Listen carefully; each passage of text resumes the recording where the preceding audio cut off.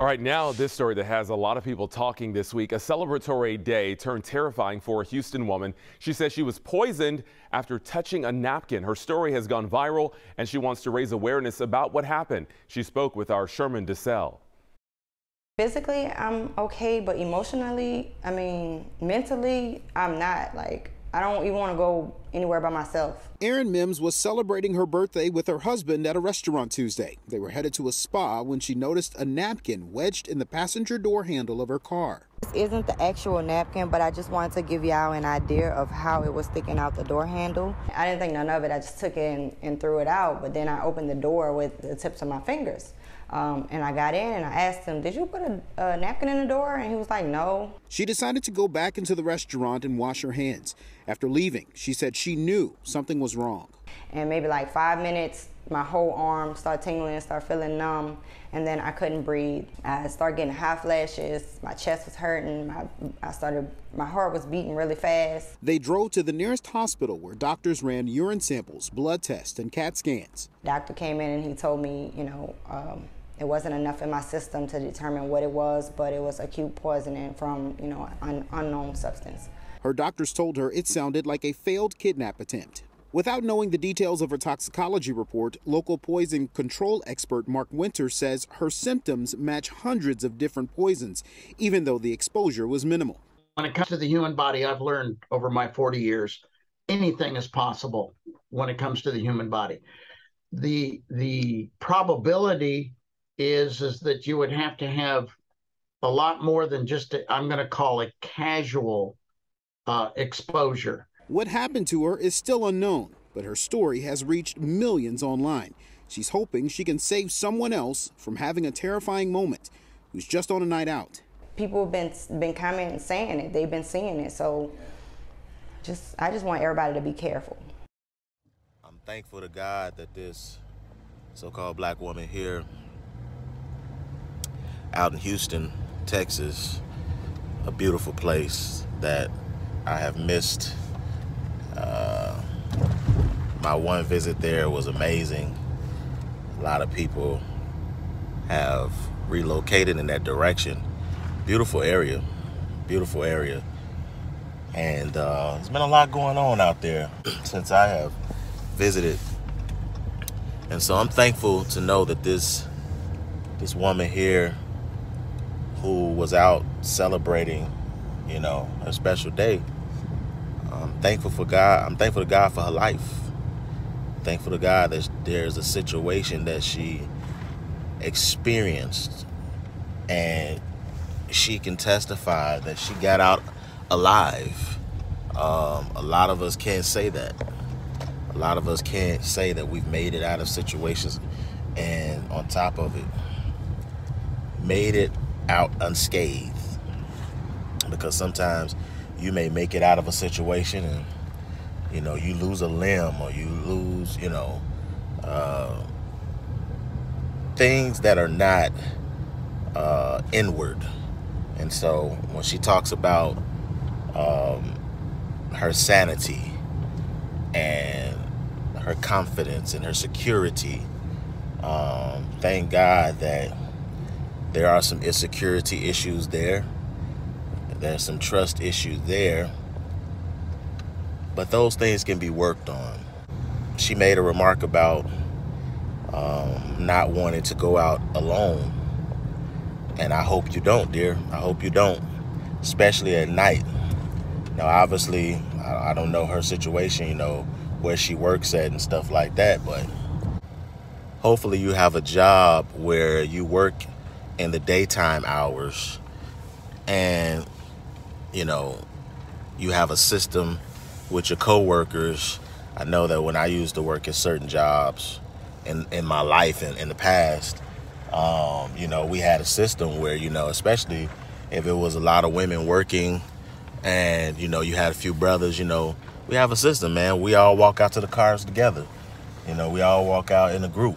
We make sure, because a lot of these jobs now, you may have a wide parking lot and you gotta, as an employee, you gotta park out the furthest in the parking lot possible.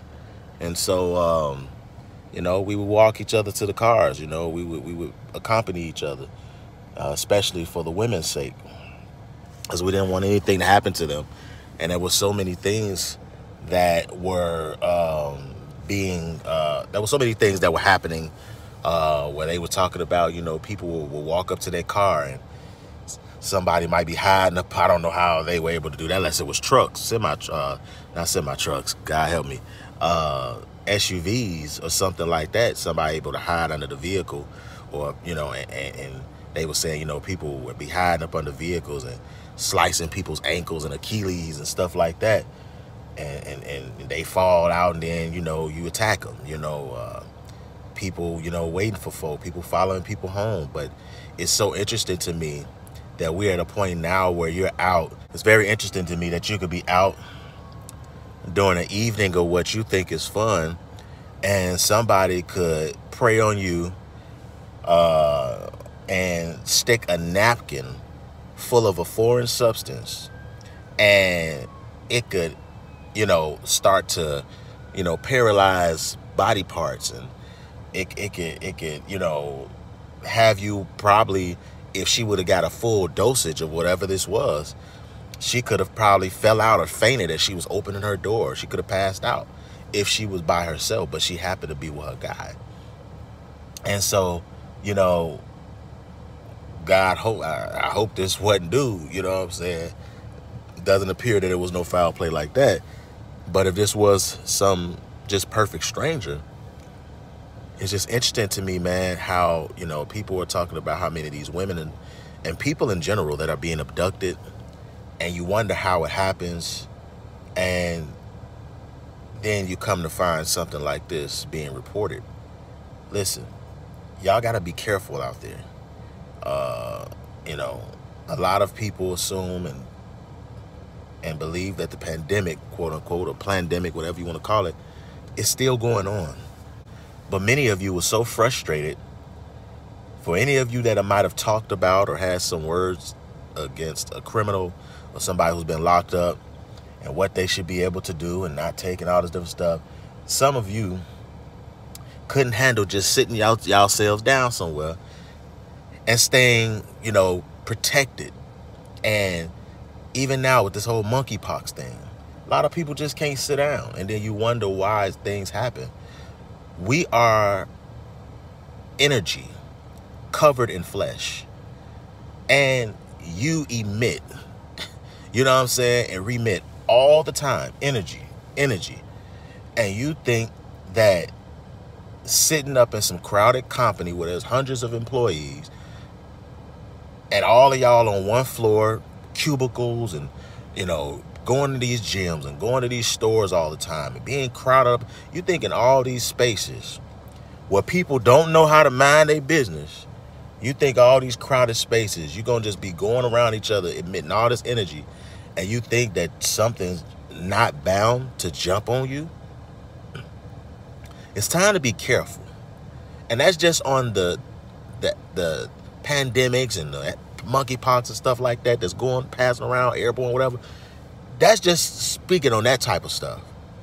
You got to be careful. You got to just sit down sometimes and stop moving so much when you don't have to. Gas prices going up. Okay, calculate your moves. Don't just be moving around all the time, all the place. Sit down, save that money. Now you got a legitimate excuse to sit down somewhere.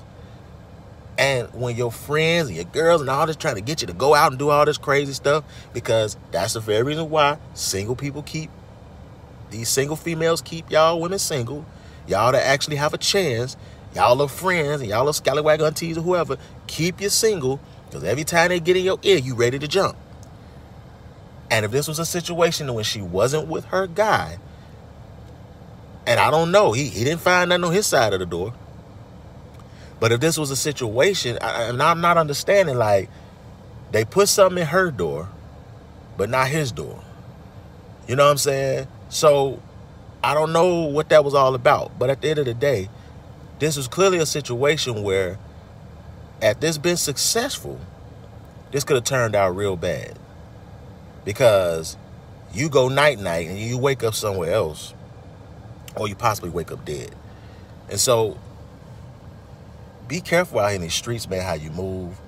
Stop thinking that just because you go in a pack of 12 girls and we gonna all dance on each other and we gonna all just stay close and tight. We women, we gonna pick and choose when it's convenient for us to need the protection of a man and all the. Y'all pick and choose, man. Y'all pick and choose, and then y'all wonder why y'all don't have what y'all need.